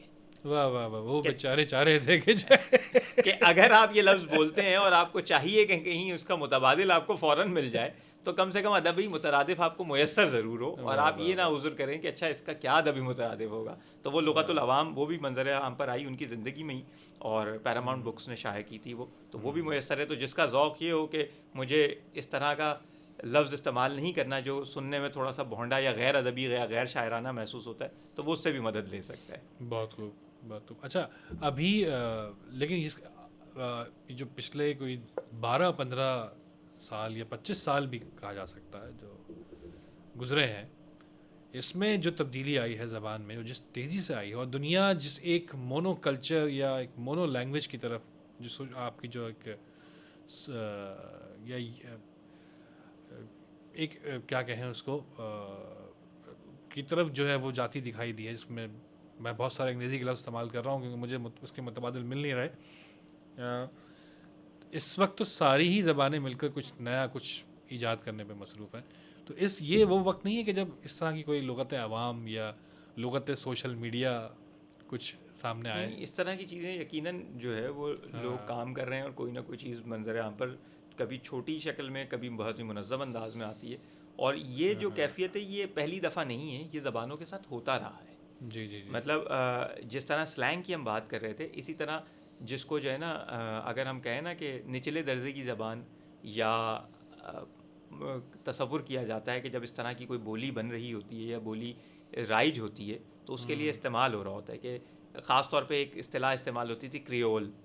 تو حالانکہ وہ کریول بنیادی طور پہ خاص طرح کا کوزین بھی ہے افریقن, اور وہاں کا کلچر بھی ہے, لیکن جب کریول لینگویج میں استعمال کرتے ہیں, زبان کے اعتبار سے اس کو کہتے ہیں, تو اس میں یہ ہوتا ہے کہ وہ زبان کے کوئی افریقی یا حبشی خطے کی زبان جس پہ یورپی زبانوں کا غلبہ رہا ہو, اور ان کے ملاپ سے وجود میں آنے والی یا ان کے میل سے بننے والی کوئی زبان, اور اس پہ ان الفاظ کے پہ مبنی زبان. تو اس طرح یہ زبانوں میں کیفیت مختلف خطوں میں رہی ہے.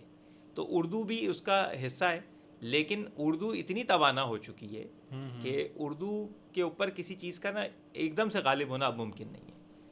اگر کیونکہ اردو نے اپنا وہ وقت گزار لیا کہ جس وقت اگر کہا جائے کہ یہ کمزور تھی, خاص طور پہ حیدرآباد دکن میں جب تراجم ہوئے, تو اگر وہ روایت برقرار رہتی اور ہم اسی روایت پہ کاربند رہتے اور ہم ساتھ ساتھ ترقی بھی کرتے تو شاید اردو اور توانا ہوتی. تو اب اردو توانا ہے, اور یہ لفظ جو ہے یہ زبان پہ غالب نہیں آئیں گے بلکہ زبان میں ضم ہو جائیں گے. تو اردو اب اس مرتبے پر ہے. تو جو گھوم پھر کے دکن پر آ گئے پوچھے تھا اس کا نہیں, چلیے تو ہم دکن کی گفتگو جو ہے نا پھر کسی نشست میں رکھیں گے, کیونکہ ایسا نہ ہو کہ جو ہے وہ دکن کی گفتگو ادھوری رہ جائے. نشینوں کے بھی نام آتے ہیں. بالکل ایسا ہی ہے. تو بقیہ گفتگو جو ہم کسی اور نشست کے لیے اٹھا رکھتے ہیں کہ جس میں ہم ان پردہ نشینوں کا بھی تذکرہ کریں گے اور دکن کی خدمات کا بھی ذکر کریں گے. یقیناً. لیکن وہ جس طرح سے انگریزی میں اینگلو سیکسن کا تصور ہے, اسی طرح سے اگر آپ دکن کی یا وہ زبانیں جو, یہ تو اردو کی ابتدائی شکلوں میں ہے نا معاملہ, جہاں سے شاعری کا بھی آغاز ہوتا ہے اور چیزیں ہوتی ہیں. لیکن جس طرح ابھی آپ نے کہا کہ یہ وہ زبان کر ہی دیتے ہیں اس پر بات. آپ نے کہا کہ لفظوں میں چے آتا ہے آخر میں, جیسے ادھرچ یئیچ, تو وہ اب یہ زبان ہمیں وہ ایک ایسی زبان جو کہ ادب سے شاعری اور ادب اور کلچر جن سے جھلکتا تھا, اب وہ بمبئی کی ٹپوری زبان جو کہ آپ گینگسٹرز کی زبان یا وہ ہوتے ہوتے ہوتے وہاں معاملہ وہاں تک پہنچ گیا ہے. تو پھر آپ نے ہی اس کا جواب دیا تھا کہ شاید وہ ادب اور عوام کا جو معاملہ, اس پہ ذرا وضاحت پلیز. بس اصل میں یہ تھا کہ بنیادی طور پہ تو حیدرآباد دکن کے اندر اس لفظ کا اس حرف کا استعمال زیادہ تھا, اور جو اردو کا کلاسک ہے, جو ادب ہے, جو دکنی عہد ہے اردو کا, جسے کہا جائے کہ اردو کی ابتدا سے لے کے 1707 تک, ولی دکنی کے انتقال تک, جس کو دکنی عہد اردو کا تسلیم کیا جاتا ہے, اس عرصے کے اندر جو کتابیں لکھی گئیں, جو شاعری کی گئی, اس سب کے اندر یہ لفظ آپ کو چے نظر آئے گا. اور اس چے کا مطلب آپ کوئی اور مت سمجھیے گا کہ جو ہمارے یہاں عرف میں رائج ہے, تو وہ فارسی لفظ کا مترادف ہوتا ہے جس کو چغت کہا جاتا ہے بمانے بے وقوف, اور تو کوئی اور لفظ مت سوچیے گا آپ اس چے سے. لیکن خیر وہاں جو چے کا لفظ ہے تو وہ اس خطے کا مزاج تھا, اور وہ صبرس, اگر ہم بات کریں کہ جو نثری کتاب ملا وجہی کی ہے 1635 میں لکھی گئی, اور صبرس ہو گئی, یا اس سے قبل جو مثنوی قدم راؤ پدم راؤ اور اس طرح کی اور کتابیں, خاور نامہ, اور بہت ساری شاعری کی کتابیں ہیں جس میں یہ استعمال آپ کو نظر آتا ہے. تو اس زمانے کا ادبی مزاج اس حرف کے ساتھ استعمال ہونے میں مانے نہیں تھا. اب یہ ہوا کہ وہ وہاں سے آہستہ آہستہ وہ زمانہ گزرتا گیا, زبان کا مزاج بدلتے گیا, اور زبان دکن سے نکل کے بقیہ خطوں میں آتی گئی, تو وہاں کی جو خواص تھے وہ وہیں رہ گئے, اور کچھ الفاظ کے ساتھ وہ نکل کر, کیونکہ اہل علم نے اور ادیبوں نے اس کو استعمال ترک کر دیا, تو کسی خاص طبقے میں وہ رچ بس گئے, وہاں استعمال ہوئے, تو ہمارے لیے اس کی شناخت وہ ٹپوری یا عوامی بالکل لہجہ بن گیا, بازاری لہجہ بن گیا. لیکن حقیقت میں کہیں نہ کہیں جو ہے وہ ادبی زبان کا اثر تھا کہ جو گم ہوتے ہوتے ہوتے اپنی باقیات کی شکل میں اس طرح پایا جاتا ہے. اچھا, زبانوں پر ادوار میں آنے والے انقلاب اور واقعات اور سیاست, اس کا بھی بڑا اثر ہوتا ہے. بالکل. تو جیسے ابھی ایک جو ابھی جس سیاسی دور سے گزر رہے ہیں, یا ایک مخصوص سیاسی وابستگی یا ہمدردی رکھنے والے نوجوانوں کو ایک خاص لفظ سے پکارا جاتا ہے. کیا یہ کبھی اس کا اندیشہ ہے کہ یہ بھی لغت میں شامل کر دیا جائے گا؟ اصل میں استعمال جو ہے لفظ کا وہ غالب آتا ہے. لغت نویس کا یہ منصب نہیں ہوتا کہ وہ فیصلہ کرے کہ جی اس لفظ کو لغت میں نہیں ہونا چاہیے. جو عوام بولتے ہیں, جس مفہوم میں بولتے ہیں, لغت نویس ان کو محفوظ کرتا ہے. صحیح. تو مستقبل میں جب لغت نویسی کو اس زاویے سے اس پہ کوئی کام کیا جا رہا ہوگا, تو اس لفظ کی جو حیثیت اس وقت ہوگی اور جو متعین ہو چکی ہوگی معاشرے میں, اس کے مطابق اس کو شامل کیا جائے گا. کچھ لوگ اس کو پسند کریں گے, کچھ نہیں پسند کریں گے.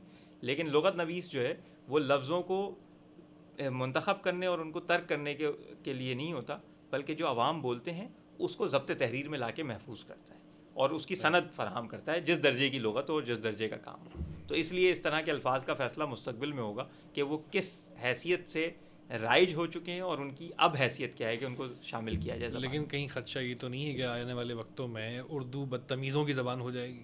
نہیں, ایسا کبھی نہیں رہا, کیونکہ بہر صورت اس کے اوپر نا ایک جیسے ہم نے سلینگ کہا نا, اسی طرح ایک لیبل ہوتا ہے, ہر ایک عنوان دیا جاتا ہے. تو اس طرح کے جو بھی الفاظ ہوتے ہیں تو لغت کے اندر اس کا عنوان ضرور درج کیا جاتا ہے کہ یہ لفظ تاریخی طور پہ اس معنی میں بولا جاتا ہے, یا عورتوں کی زبان میں اس معنی میں بولا جاتا ہے, کیونکہ وہ محاورہ اگر خاص عورتوں کا ہے یا کسی خاص فن اور پیشے کے لوگ اس کو بولتے ہیں تو اس کی بھی رعایت اور اس کی وضاحت کی جا رہی ہوتی ہے. تو اسی طرح, یا اگر وہ بازاری ہے, مبتذل ہے, غیر پارلیمانی ہے, تو جو کچھ ہے وہ وضاحت درج کی جاتی ہے. لیکن معاملہ معاملہ یہ ہے نا کہ ایک میں اردو بولنے والا ہوں, بالکل, اور میرے اندر سے شائستگی ختم ہو گئی, تو لا محالہ میری زبان سے شائستگی ختم ہو جائے گی. جب میں ایک خاص مستقل ایک کیفیت میں رہوں گا, غصے میں رہوں گا یا جھنجھلاہٹ کا شکار رہوں گا, تو اور اس ایک مخصوص قوم یا عوام یا ملک جہاں ایک خاص زبان بولی جاتی ہے, ان لوگوں کی جیب کی کیا حالت ہے, ان لوگوں کے دماغوں کی کیا حالت ہے, وہ کتنے خوش ہیں, یہ بھی تو اس دور کی زبان کو متاثر کرے گا. بالکل بالکل کرتے ہیں. یہ تمام کیفیات آپ کو ماضی میں بھی نظر آئیں گی اور یہ اب بھی آپ کو نظر آئیں گی. اور جتنا آپ کا رجحان مزاج یا معاشی جسے کہا جائے کہ نظام یا ڈھانچہ مستحکم ہوتا ہے، اتنا ہی ثقافت، تہذیب اور ادب یہ پروان چڑھتا ہے. گو کہ جب مشکل حالات ہوتے ہیں تب بھی کچھ نہ کچھ ہوتا ہے موجود، لیکن اس کے لیے جو سازگار ماحول ہے وہ نہیں ہوتا. تو زبان پہ یہ ساری عوامل جو ہے اثر انداز ہو رہے ہوتے ہیں. آپ دیکھیں گے اگر لفظوں کی تحقیق کریں گے تو آپ کو اس طرح کے کہ جب غدر کا دور تھا تو اس وقت اور طرح کی لفظیات آپ کو نظر آئیں گی، جب تحریک آزادی کا دور تھا تو آپ کو ایک انقلابی لفظیات نظر آئیں گی، اور یا جو اقبال و حالی کے ہاں جو مسلمانوں کو مہمیز کرنے کے لیے لفظ استعمال کیے گئے اس میں ایک خاص رجحان نظر آئے گا کہ اس وقت ضرورت کس چیز کی تھی.